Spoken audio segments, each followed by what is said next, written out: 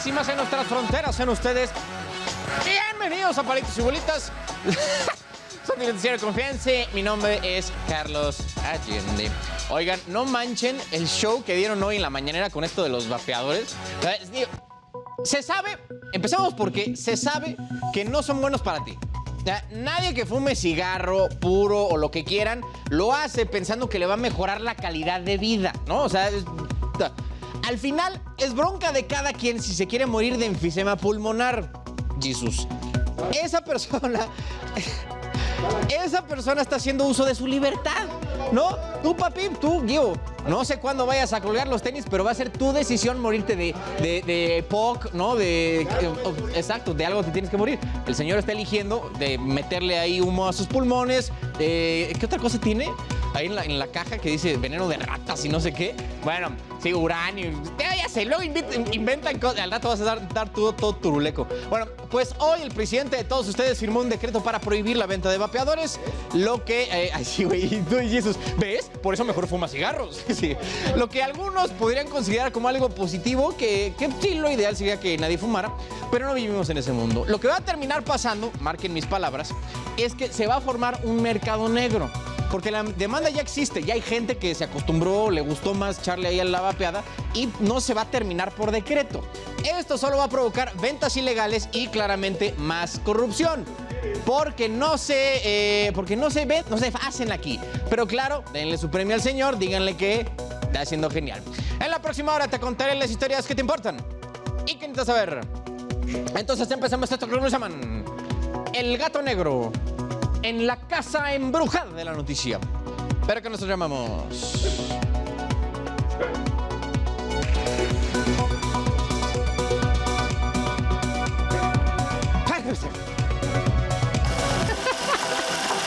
¿De qué te estás riendo?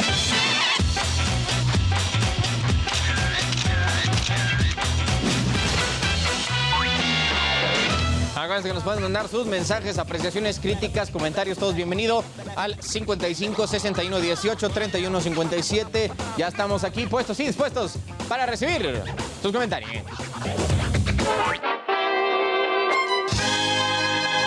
Miren, podemos estar tirados al catre en temas de corrupción, economía, inflación, pero si hay un lugar que México domina, es el mundo de la chela.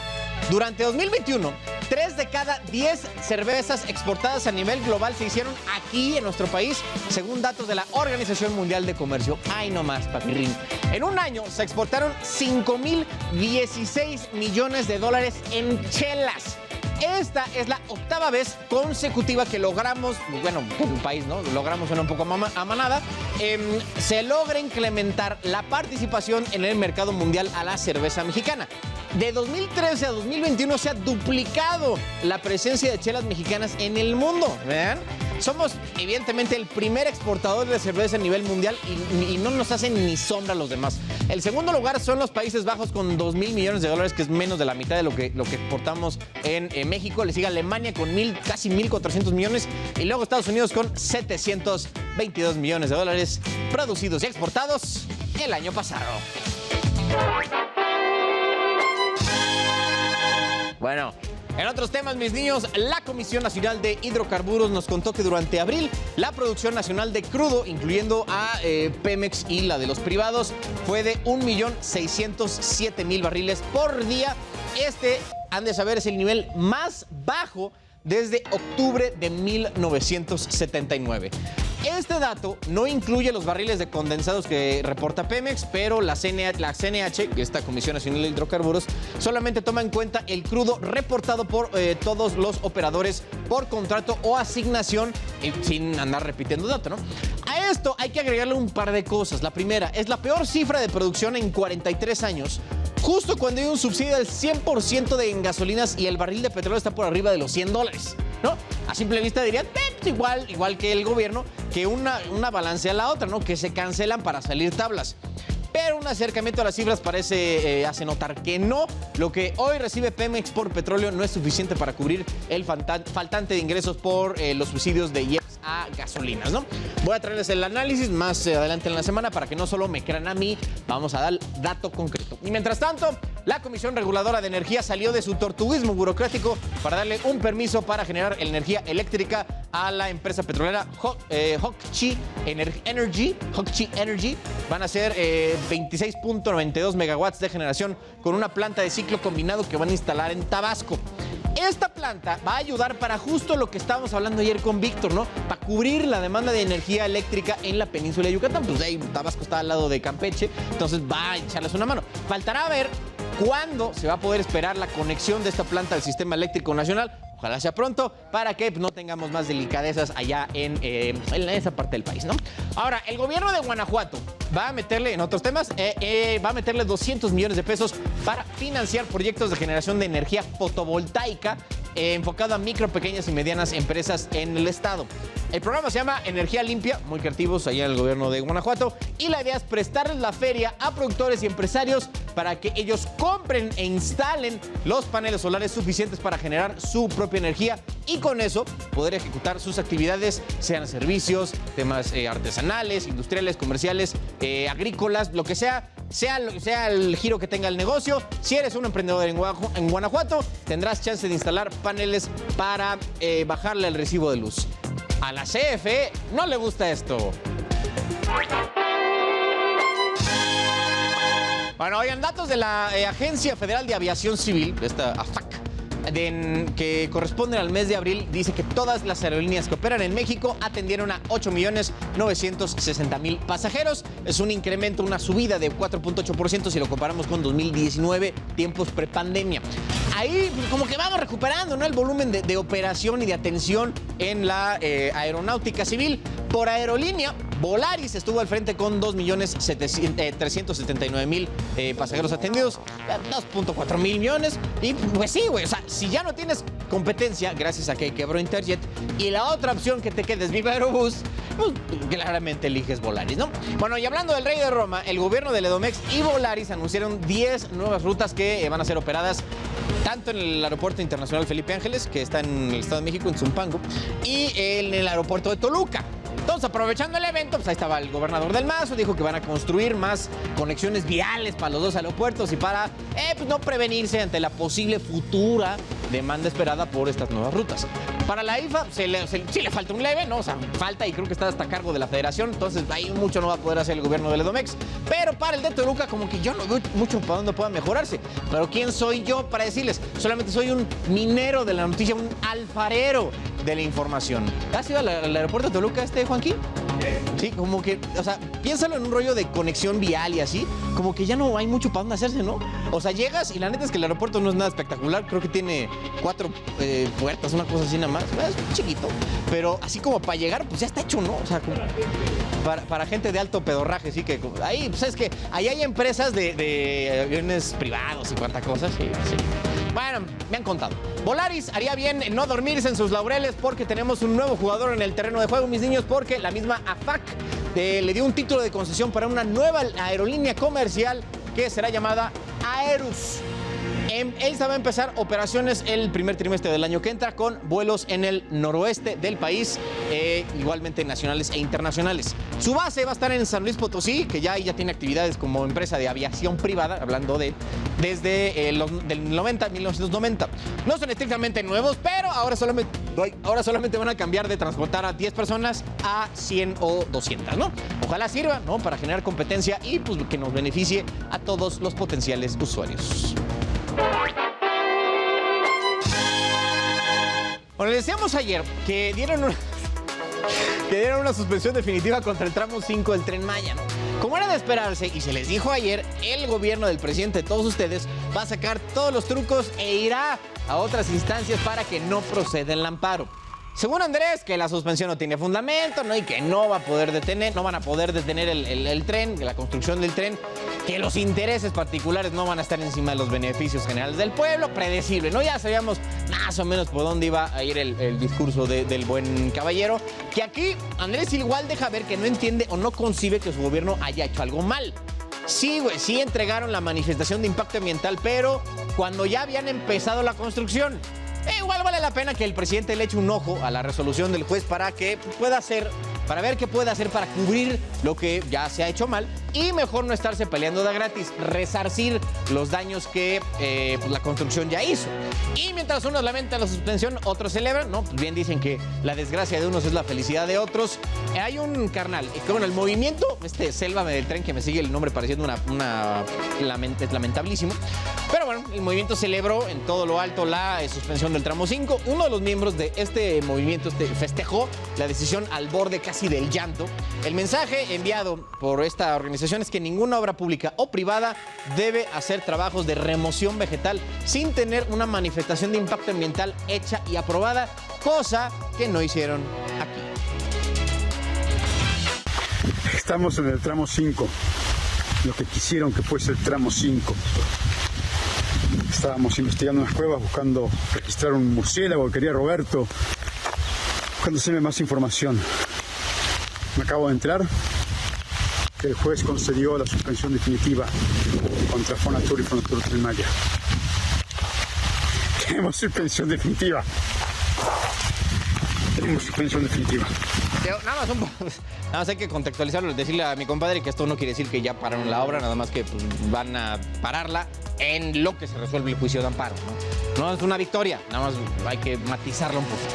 Bueno, y el Tren Maya no es el único pendiente que tiene el gobierno. La refinería Olmeca en Tabasco tiene fecha de inauguración en 1 mes y 1 día. Va a ser 1 de julio del 2022, según, ¿no?, el presidente. Claramente van a aplicar una inauguración al aeropuerto de Santa Lucía, porque la planta no va a estar ni cerca de estar terminada.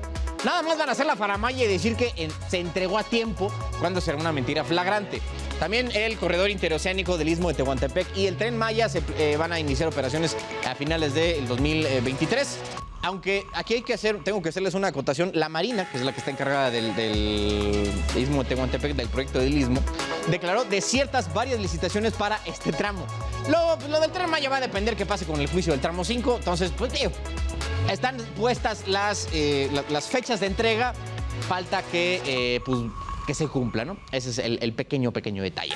Bueno, oigan, empresarios, ambientalistas y organizaciones han protestado ampliamente por el daño ambiental que ha provocado y provocará la construcción del Tren Maya. Como recordar es vivir. Un resumen de los recursos legales que se han tramitado contra el trenecito Chuchú en la península de Yucatán. Desde el anuncio de su construcción y hasta el día de hoy, el Tren Maya se ha enfrentado a una batalla legal en contra de activistas ecologistas y empresarios que aseguran el impacto ambiental que dejará en la zona será irreversible. Estas obras son ilegales. Llamamos al presidente de la República a cumplir la ley y suspender de inmediato las operaciones. Los daños ambientales al ecosistema serán irreversibles si estas obras siguen avanzando. Y es que hasta octubre del año pasado, esta obra insignia del gobierno de Andrés Manuel López Obrador había recibido más de 25 amparos, interpuestos por 327 personas. Así lo dijo el entonces director de Fonatur, Rogelio Jiménez Pons. Se han interpuesto 25 amparos en el país contra el proyecto. Las han interpuesto 327 personas. 49 de ellas entre personas físicas y morales se repiten en todos. Se han identificado a 6 organizaciones de la sociedad detrás de ellos. En contra de los amparos interpuestos en Campeche se han manifestado 70 comunidades representadas a 18,000 habitantes de la región. En los últimos meses se han sumado 5 amparos, ahora en contra de la construcción del tramo 5. Mismos que, a decir del presidente López Obrador, se enfrentarán al igual que se hizo con los del aeropuerto Felipe Ángeles. Pues la lluvia de amparo la vamos a resolver como se resolvió la lluvia de amparos en el aeropuerto Felipe Ángeles, porque no son los propietarios, en este caso no son los campesinos, no son ejidatarios, no son pequeños propietarios, son pseudo ambientalistas. Cada vez estoy más convencido. Es así como una vez más el Tren Maya se tambalea, pues si continúan los retrasos en su construcción, podría posponer su inauguración, misma que se contempla para finales del 2023. Israel Morales, Heraldo Televisión.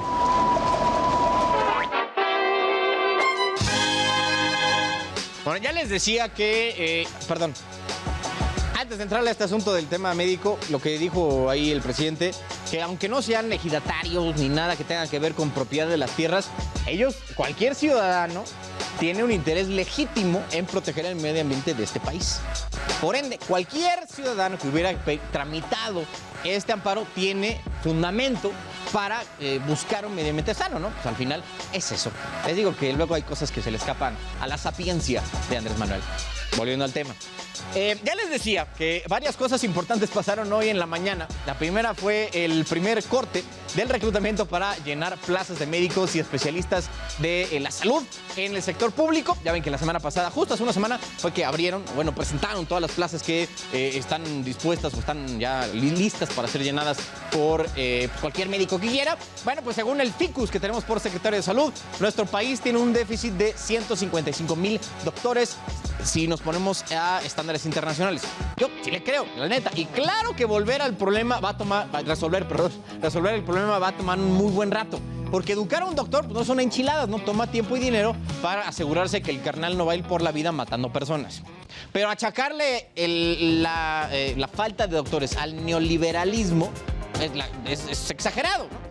Pueden haber muchas razones que no tienen que ver con un sistema económico que en realidad parece que ya está sirviendo como el coco, ¿no? Para echarle la culpa de todo.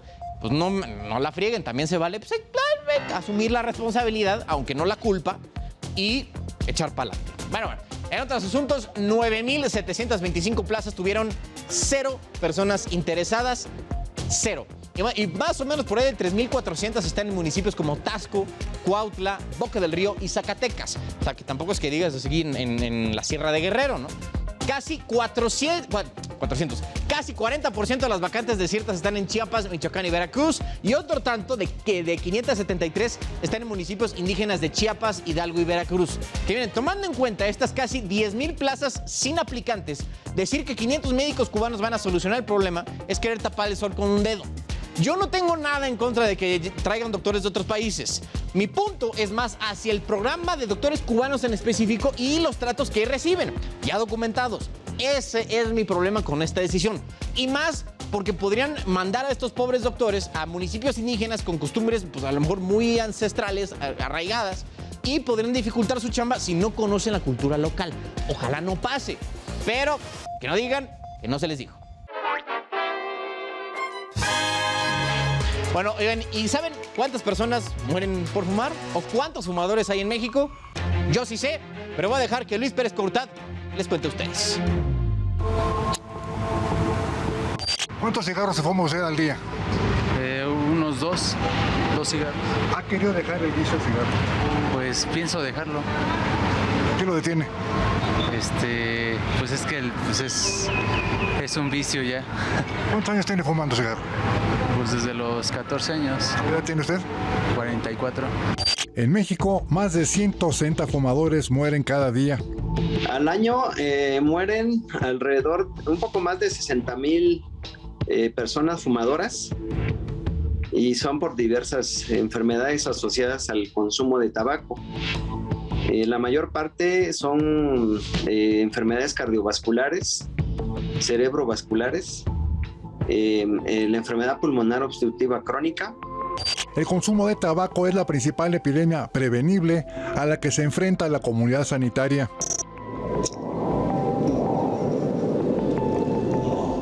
El especialista entrevistado por el Heraldo Media Group estimó que en México hay 15 millones de fumadores entre adolescentes y adultos. Además, por predisposición genética, la gente fuma por necesidad fisiológica de una supuesta mejor concentración o para tranquilizarse, por imitación, por presión social o por aceptación en grupos. En el 2021, la UNAM publicó que en promedio los mexicanos fuman 7 cigarrillos de tabaco al día. ¿Cuántos años tiene fumando? Como 10. ¿Cuántos cigarros fuma usted al día? Aproximadamente 4. ¿Ha querido dejar el vicio de fumar? Sí, varias veces. ¿Y qué le impide? Uno se entra en desesperación porque, sí se me antoja, Con la pandemia de coronavirus, la adicción al tabaco se convirtió en un factor de riesgo para hospitalización y muerte. Se han detectado en el humo del cigarrillo casi 5,000 sustancias químicas. La mayoría de ellas obviamente son irritantes, son inflamatorias, hay inductores tumorales, aceleradores tumorales, y bueno, esa es la causa por la cual se asocia a muchas enfermedades. La nicotina, que es la que todo el mundo conoce, nada más es una de esas 5,000 sustancias. La nicotina sería la responsable de la adicción. Hay quienes pudieron dejar el cigarro. ¿Ya no extraña fumar? De vez en cuando se me antoja. Pero ya no. Pero pues así ya como antes no lo puedo controlar. ¿Cuántos años fumó? De los 12 a los 25. Las mujeres que fuman diario consumían 5.6 cigarros al día en 2011, aumentando para 2016 a 6.4 cigarros diarios. Los hombres fumaron 6.8 cigarros diarios en 2011 y en 2016 consumían 7.7 cigarros cada día. Para unos, la ansiedad por fumar tabaco ocasionó que los cigarros se vendan sueltos en la esquina durante la luz roja del semáforo, en los puestos de periódicos y de dulces. Hasta los lustradores de calzado los ofrecen desde 5 a 7 pesos. ¿Cuántos cigarros vende usted al día?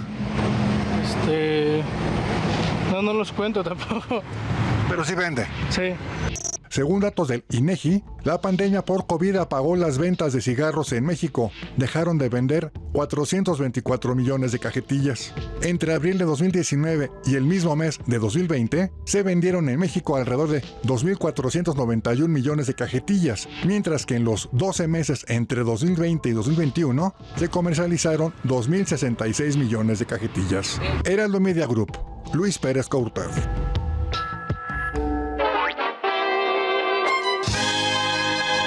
Más de 39 millones de pesos nos va a costar mover el cerebro, ¿no? El centro de operaciones del metro, a donde está el C5 hoy en la Venustiano Carranza. La cosa es que el líder del sindicato del metro dice que no será operativo, dice él, por falta de capacidades técnicas y laborales en estas nuevas oficinas. Se acordarán que en enero del año pasado se quemó el centro de control por un cortocircuito, según fue la investigación de la Fiscalía. Entonces, como no se querían aventar el tiro de un nuevo edificio, pues mudaron todo al C5, que pues ahí están diciendo que no va a jalar, pero ahí está la gente que sabe de estas cosas, pues tendrá una mejor idea, ¿no? Y una buena del metro, para que no se me agüiten, en la estación Constitución de 1917 de la línea 8 van a poner una biciestación ahí para que dejen 200 bicis sin costo y con vigilancia todo el día, 24/7 va a haber hoy alguien cuidando. Escogieron esta estación porque también se conecta con la línea 2 del cablebús y próximamente va a ser también una parada en el trolebús elevado. Que, todo esto va a ayudar a que más gente use menos su coche para poderse mover alrededor de la ciudad, lo cual todos estamos a favor de eso. Y en más asuntos del metro, 17 animales han sido rescatados de las instalaciones y estaciones del sistema de transporte colectivo, ¿verdad? Han sido 14 perros, un gato, un camaleón, que yo no sé a quién se le perdió un camaleón ahí en el metro. Si ya lo saben, pues ya pasen al Lost and Found, ahí a las cosas perdidas del metro de la Ciudad de México. Y porque esto es México también, como de que no, hay un murciélago que también está buscando regresar a su dueño, o pues de plano hasta hizo casa ahí en el subterráneo mexicano y pues lo sacaron, ¿no? En fin, oigan, y a unos días de que sea la audiencia para imputar a quienes han sido señalados por el colapso de la línea 2, se ven que la han estado aplazando y aplazando y aplazando. Ya las autoridades de la capital están descartando el error de mantenimiento, la falta de mantenimiento como causa de la tragedia, para tenerlo todo planchadito antes de que sea la audiencia. Un poquito de contexto. La Fiscalía General de Justicia de la Ciudad de México afirmó que los dictámenes periciales realizados por sus peritos concluyeron claramente que el origen del colapso de la línea 12 fueron los defectos graves de la construcción y del diseño inadecuado de la estructura. Como se realiza en toda investigación, se estudiaron, analizaron todas y cada una de las posibles causales para llegar a una conclusión con dichos dictámenes, los cuales indican específicamente que no se considera el mantenimiento como la causa que originó la falla de la estructura. Esto luego de que se filtrara parte del tercer peritaje de la empresa danesa DNB, en el que se indicaba que además de las fallas en el diseño, se señaló faltas de inspecciones y deficiencias en el manual de mantenimiento. El vocero de la dependencia, Ulises Lara, en un mensaje a medios, aclaró: hacer alusión a lo referido en la mencionada documentación en fragmentos sin contexto e información integral de la investigación resulta sesgado, subjetivo y parcial. El funcionario indicó que en la audiencia que tendrá lugar el próximo 6 de junio para imputar a los señalados por la tragedia del mayo de 2021, se hará uso no solo de 4 dictámenes, sino de miles de diligencias y cientos de pruebas de laboratorio. Heraldo Media Group, Luis Pérez Couta. Bueno, ahí tienen preveniendo, ¿no?, que esto vaya a suceder. Esto es lo que ha pasado con el caso de la línea 12. Seguimos esperando que se impute a la gente que haya sido responsable tanto de partes en la construcción como de cualquier cosa que haya salido mal. Pero bueno, mis niños, ahora viene el momento de irnos con... Mínimo, hazle así tantito, Juanqui. La entrevista... Ay, está mal.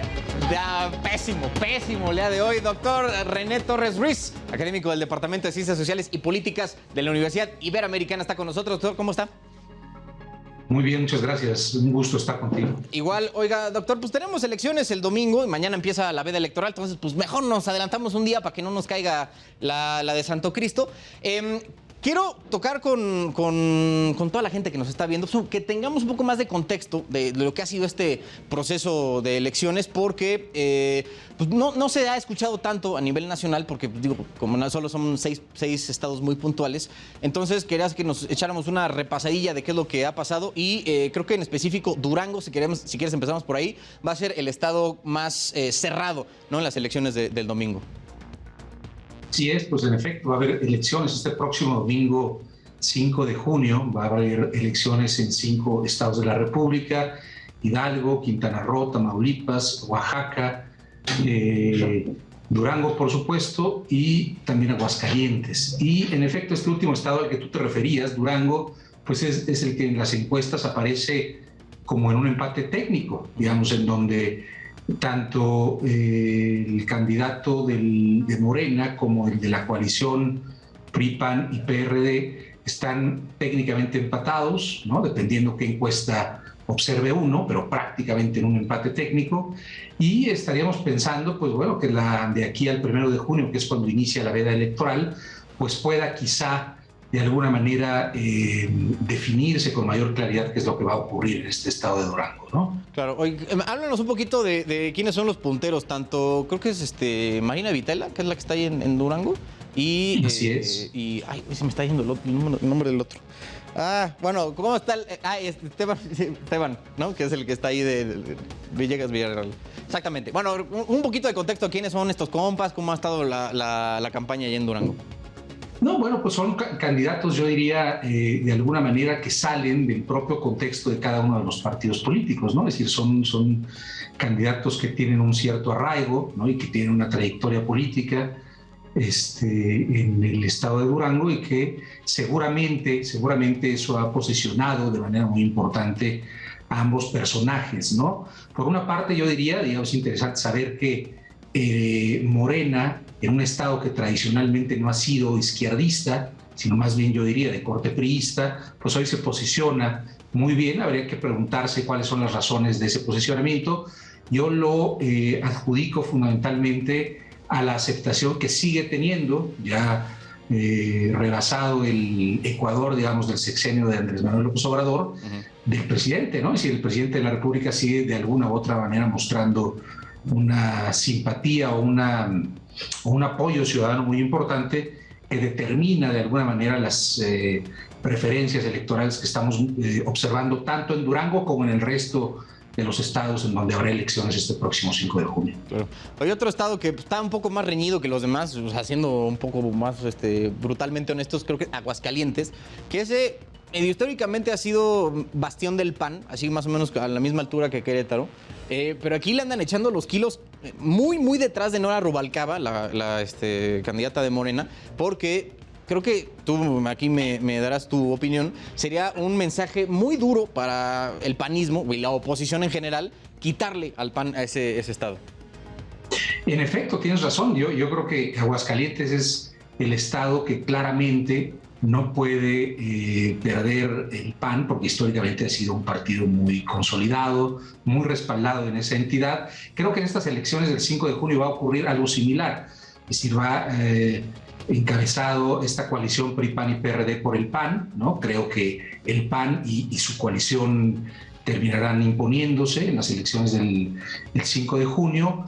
Y también otra razón, ¿no?, que tiene que ver con el factor que explicaba hace un momento, tiene que ver con que justo en Aguascalientes es el estado donde menos aprobación tiene López Obrador. Claro. Tiene alrededor del 38 o 40% de aprobación ciudadana, y eso también es un indicador, de alguna u otra manera, de por qué las preferencias en Aguascalientes no son muy favorables al candidato a la candidata de Morena, ¿no? Entonces, esto es también de alguna manera un elemento a considerar, ¿no? López Obrador nuevamente vuelve a jugar un papel significativo en las preferencias ciudadanas. René, ¿crees que justo por la baja aprobación que tiene el presidente en el estado han estado como moviéndose mucho ahí el tema de las campañas, ¿no? Con gente, además de los funcionarios del partido como Mario Delgado y Citlali Hernández?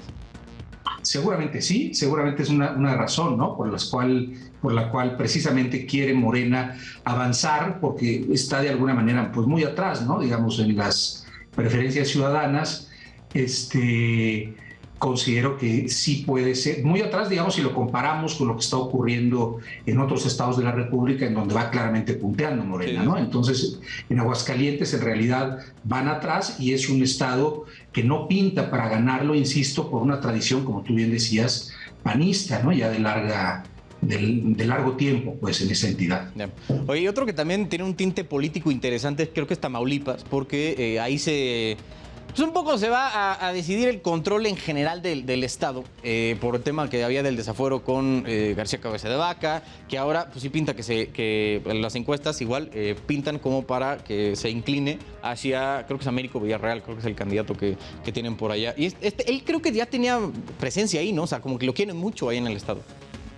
Tiene presencia, y también Morena ha hecho un trabajo, yo diría, importante, ¿no? Han tenido presencia desde hace algún tiempo en el estado de Tamaulipas, por las diferencias que tienen con el actual gobernador, Cabeza de Vaca, por supuesto, y toda esta impugnación que ha habido en su contra, digamos, y esta pugna, ¿no? Pero ahí claramente se ha venido, yo creo, haciendo un trabajo a nivel de terreno, a nivel de municipios en Tamaulipas, que le han permitido a Morena posicionarse muy bien también en un estado que tradicionalmente, recordemos que prácticamente toda la franja del norte, por tradición, digamos, por lo menos desde 1988 para acá, no han sido estados que voten por la izquierda o por representantes de izquierda. Entonces, eso habla, me parece a mí, ¿no?, lo que está ocurriendo en Tamaulipas, de una fuerte, un fuerte empuje y un trabajo, como decía, a nivel de terreno, a nivel de campo, a nivel municipal. Que yo creo que esa tendencia se concentra más en el norte-centro, ¿no? O sea, porque tú, Coahuila, Nuevo León,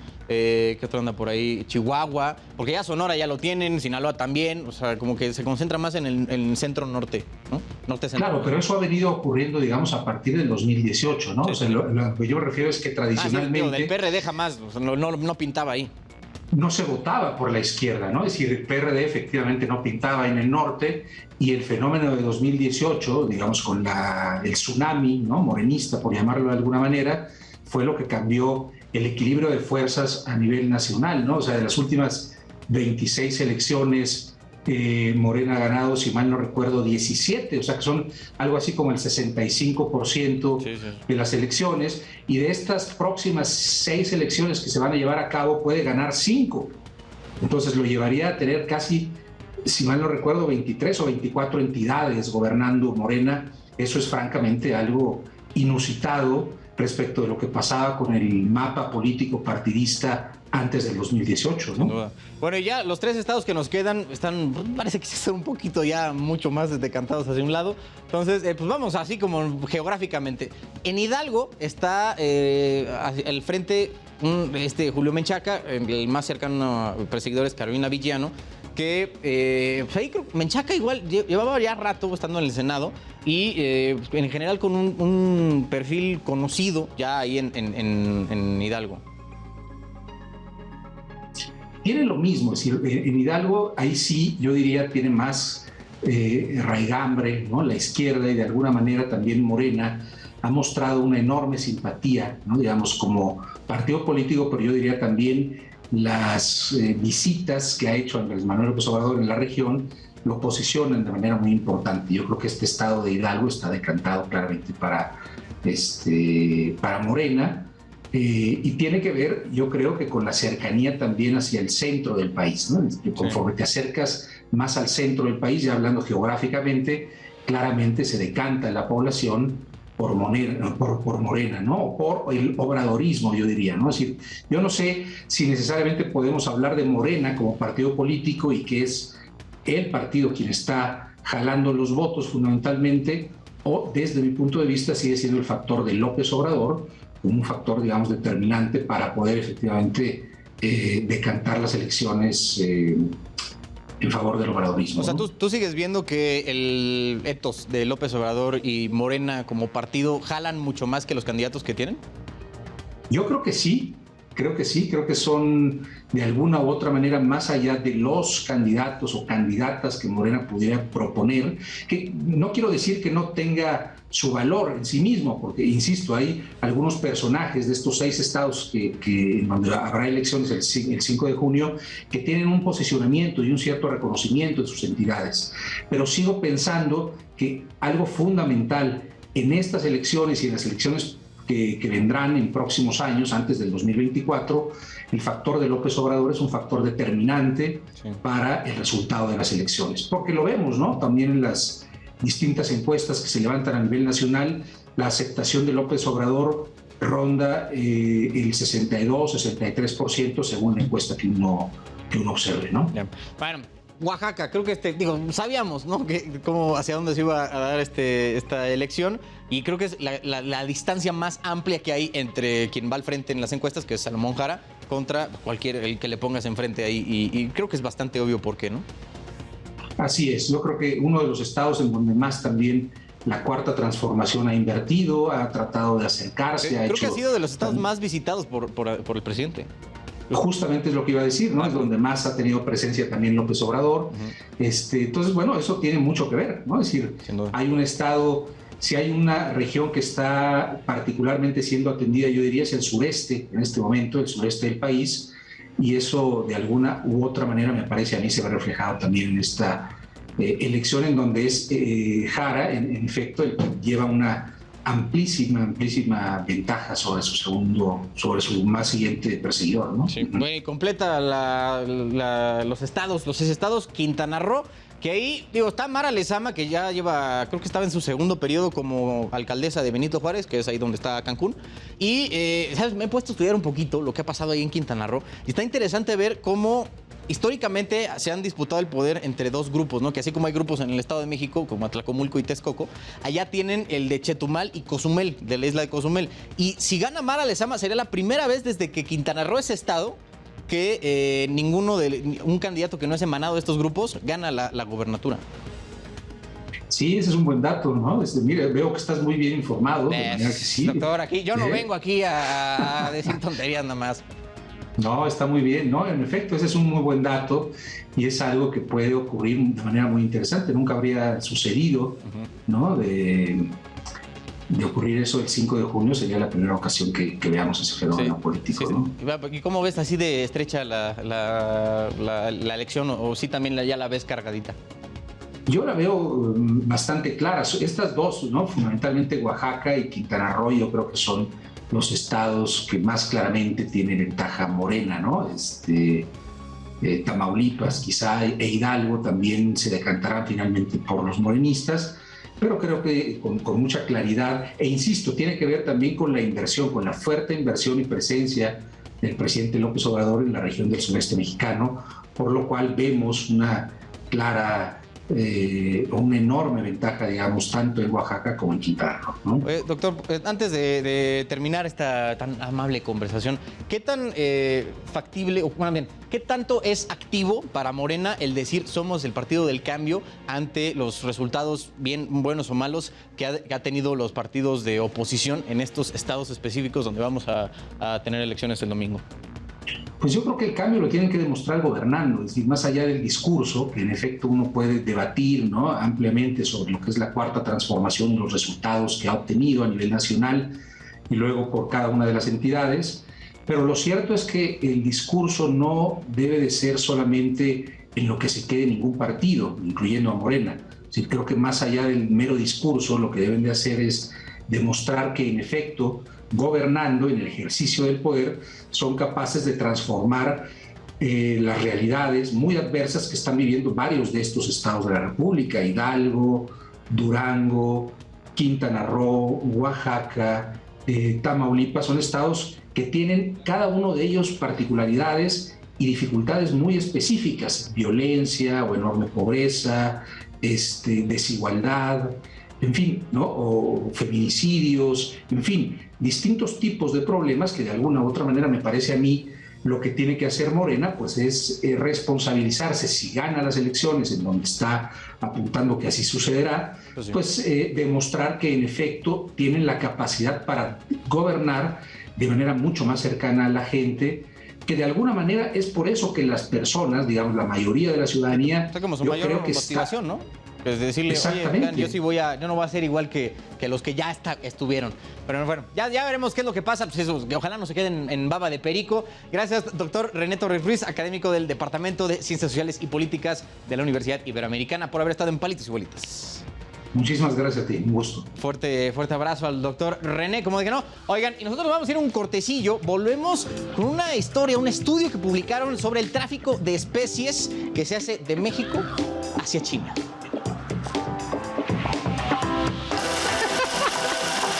¿De qué te estás riendo?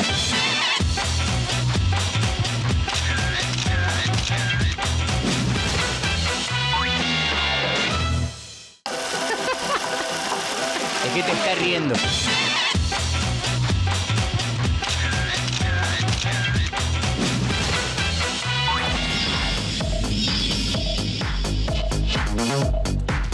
¿Se enteraron que el fin de semana hubo un carnal que le dio un pastelazo a la Mona Lisa, güey? Allá en París. Ahí me puse a investigar, pues a ver qué quería este hermano, ¿no? Lo que pasó, les cuento rápido, es que engañó a la gente de seguridad del Museo del Louvre, haciéndoles creer que era una señora de edad avanzada, ¿no? Que ya, entonces llegó a donde está el cuadro, de edad avanzada porque iban en silla de ruedas. Llegó a donde estaba el cuadro y le aventó como un bonche de crema chantilly. Ya no le pasó nada, el cuadro tiene un friego de medidas de seguridad. Pero el carnal tenía un mensaje por la conservación del medio ambiente. Y justo de eso les voy a contar hoy, específicamente del tráfico de especies animales hacia China, publicado por el Instituto Brookings, una ONG con sede en Estados Unidos. Bueno, la medicina tradicional del Gigante de Oriente tiene un intenso uso de diferentes especies animales. Esos rituales no tienen ningún tipo de sustento científico, pero es parte de su cultura, ¿no? Como aquí tenemos lo de los cuchillos cruzados en el jardín para que no llueva, misma idea, güey. Allá también hacen sus jaladas. El punto es que parte de esa medicina tradicional en China le ha dado en la super torre a su ecosistema. Entonces, como cada vez hay más plantas y hay menos plantas y animales que usan, pero como hay un friego de chinos, digamos que hay un desbalance entre las especies. Entonces, los traficantes empezaron a establecer relaciones comerciales con otros países. Adivinen qué país mata y manda especies protegidas a China. Organizaciones ambientalistas que operan en los estados del sureste de México han encontrado cadáveres de jaguares, de por sí en peligro de extinción, sin patas, o sea que les mochan las patas, sin dientes y sin otras partes que se usan en la medicina tradicional china, ¿no? Casualmente. Bueno, la vaquita marina está al borde de la extinción por la pesca ilegal de totoaba en el mar de Cortés. Y el buche de la totoaba es considerado como una delicia gourmet imposible de conseguir allá. El kilo, fíjense, se llega a vender entre $60,000 y $85,000. Güey, ya, no, pues ahí varo. Ya hasta el cártel de Sinaloa funciona como enlace entre traficantes chinos y la gente que se dedica a pescar totoaba. Esa es una. Otra tiene origen en 1997. Ese año fue establecida una cosa que el gobierno llamó Unidades de Conservación y Manejo de Vida Silvestre, o UMA, para los cuates. No confundir con la unidad de medida y actualización con la que medimos las multas. Güey, es que hicieron esto antes que hicieran la UMA, pues ya, digo, también hay que tener un poco de creatividad, ¿no? En fin, la idea de estas UMAs era darle a las comunidades locales y dueños de tierras un interés económico para, pues, que conservaran la diversidad y los recursos naturales en sus terrenos. La idea era darle a esas UMAS el control legal sobre la explotación de recursos naturales dentro de un límite puesto por el gobierno federal. Pero como pasa con cualquier iniciativa buena, con el tiempo se fue corrompiendo hasta llegar a lo que tenemos hoy.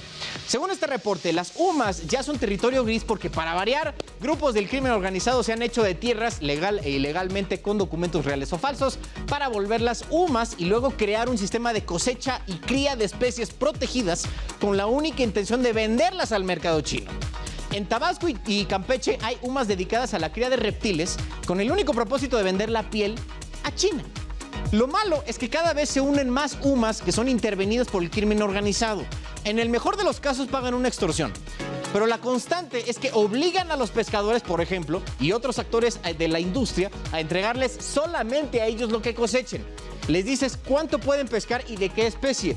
La procesan en plantas del crimen organizado y después obligan a los restaurantes que estén ahí cerca a comprarles solo a ellos. O sea, además de la motivación por amenazas de muerte, lo que hacen estos hijos de su maíz es primero como que seducirlos, ¿no? Pagando precios por arriba del mercado. Ya que ven que tienen a la comunidad comiendo de la mano, bajan el precio entre 25 y 30%. Y ya para cuando pasa esto, el cártel tiene el control total de lo que pasa en X comunidad. Y de nuevo, poco se escucha, se habla y se hace en este tipo de casos. Se sabe que el medio ambiente no es prioridad de esta administración, pero pues, igual se vale echarle ganas, ¿no? Tampoco dejarlo allí al ahí se va, a la buena de Dios, ¿verdad? Ahí para que lo tengan consciente. Y muchas de estas cosas pasan pues por la falta, de poder hacer cumplir la ley, ¿no? Sobre todo porque no tenemos como una policía medioambiental que esté patrullando por todos lados. Aquí en la Ciudad de México sí hay una, ¿no? Están como de verde. Hay patrullas ambientales, pero solamente sirven para ver si te saltaste la verificación o alguna de estas cosas. Para eso sirven, ¿no? Que bueno, está la policía ambiental aquí en la Ciudad de México, pero no tenemos una. En Estados Unidos tienen a los Rangers, ¿no? Estos no son los Power Rangers. No son los Power Rangers, güey. ¿Cómo creen? Así, imagínate llegando al bosque, ¿no? Acá. No, son así les dicen, los Rangers, la gente que cuida bosques y áreas naturales protegidas, y esos carnales sí tienen poder como para arrestar a alguien. Aquí en México eso no existe, ¿no? Entonces, bueno, son varios los problemas que hay sobre este asunto y pues entre más se meta el crimen organizado el tráfico y exportación de este tipo de especies, pues más se va a volver un poquito complicado darle un poco en la torre a esta pues línea de negocio que están explorando los delincuentes. Mis niños, vamos a ir a un corte. Acuérdense que me pueden seguir en mis redes sociales, están aquí, también las del Heraldo. Regresamos con más para todos ustedes. ¿De qué te estás riendo?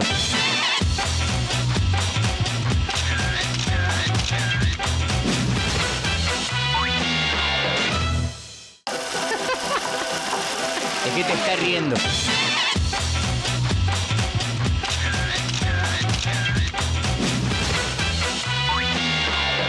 Oigan, no porque sea martes y ya han acabado muchos torneos importantes del deporte, se van a quedar sin sus breves deportivos. Arrancamos ni más ni menos que con el Rayo McQueen de la Perla Tapatía. Efectivamente, nuestro querido Checo Pérez, quien renovó hasta 2024 como piloto de Red Bull. Fue tanta su emoción que vaya que se aventó una buena fiesta en el Principado. No tenemos todas las imágenes, pero más o menos se pusieron como este compadre. ¿Desde qué hora andan fiesteando o qué? Desde hace 20 días. Me encanta el exceso. Lo que era un secreto a voces se terminó por confirmar. Las Chivas le sacaron la chequera a los Pumas y ya hicieron oficial el fichaje de Alan Mozo con el rebaño sagrado. Claro, el rico piensa que con una monedita puede comprar al pobre. El lateral de 25 años ya se encuentra en Guadalajara para reportar con su nuevo equipo y con los verdes que recibió, ya ni se acuerda cuando llegaba en camión a la cantera. Y nos quedamos en la Perla Tapatía, porque las que se llevaron las palmas son las supercampeonas, las Chivas Rayadas de Guadalajara, que se alzaron con el campeón de campeones de la Liga Femenil, luego de vencer a las Rayadas en el Gigante de Acero. Solo que abusados, no vayan a festejar como este amigo.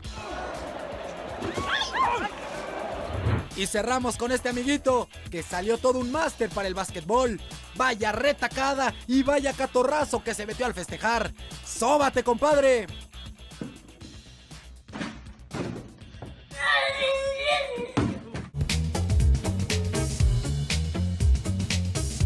Oigan, uno de los casos que marcó el sexenio de mi niño Peña Nieto fue la impecable investigación que hizo Rafael Cabrera sobre la Casa Blanca, que ahí no hubo formas de que refutaran el reportaje, ¿no? Ya ven que hasta la gaviota hasta nos regañó de cómo se nos ocurre dudar de sus cosas, de sus ingresos. Bueno, yo no pensaría que tal calidad de producción periodística daría pie a sanciones e incluso gente en la cárcel. Pero no, estarían ustedes equivocados porque estamos en México, mis niños. Ve esa sala, güey. ¿Cómo llenas esa sala? Yo no conozco a suficiente gente que quiere invitar a mi casa para llenar esa sala. Pero bueno, paralelo al caso, como tal del soborno del Grupo IGA, había un caso penal contra funcionarios federales por perder documentos originales de la investigación y cambiarlos por versiones públicas con datos importantes tachados. Es que me cae de mal que, o sea, este país. La magistrada Isabel Porras les dejó caer todo el peso de la ley a las personas responsables y como castigo tendrán que hacer servicio social y pedir una disculpa. Ese es su castigo, güey. Por desaparecer la investigación oficial, piden perdón y recogen basura en la calle. Los responsables de la investigación eran José Gabriel Carreño Camacho, ex subsecretario de Responsabilidad Administrativa y Contratación Pública, Jesús Antonio Suárez, exdirector general de Denuncias e Investigaciones, y Daniel Pérez Rueda, exdirector general adjunto de Investigaciones B. Todos de parte de la Secretaría de la Función Pública en la época de Peña Nieto. Este gobierno se dio cuenta de semejante tracalada en 2019,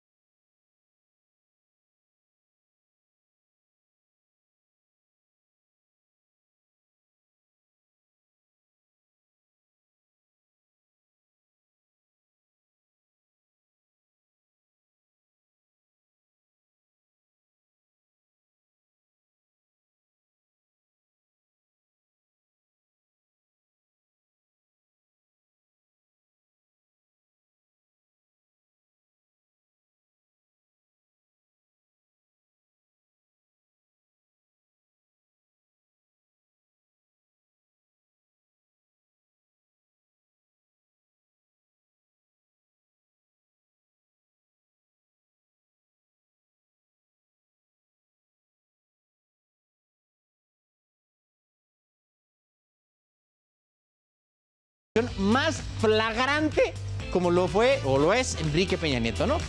Padrísimo. Ya, para que se vayan haciendo corajes a sus casillas. Bueno, mis niños, pues gracias por vernos el día de Today. No se nos olviden, pueden seguirme en redes sociales. Nos vemos mañana, 7 en punto. Para que me